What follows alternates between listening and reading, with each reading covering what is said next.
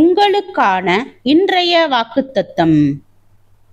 இஸ்ரவேலரே, நீங்கள் பிழைத்திருக்கும் படிக்கும் உங்கள் பிதாக்களின் தேவனாகிய கர்த்தர் உங்களுக்கு கொடுக்கிற தேசத்தில் நீங்கள் பிரவேசித்து அதை சுதந்தரித்து கொள்ளும் படிக்கும் நீங்கள் கைக்கொள்வதற்கு நான் உங்களுக்கு போதிக்கிற கட்டளைகளையும் நியாயங்களையும் கேளுங்கள்.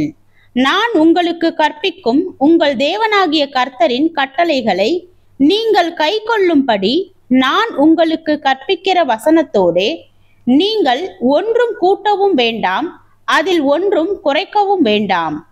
பாகால் பேயாரின் நிமித்தம் கர்த்தர் செய்ததை உங்கள் கண்கள் கண்டிருக்கிறது. பாகால் பேயோரை பின்பற்றின மனிதரை எல்லாம் உன் தேவனாகிய கர்த்தர் உன் நடுவில் இராதபடிக்கு அழித்து போட்டார்.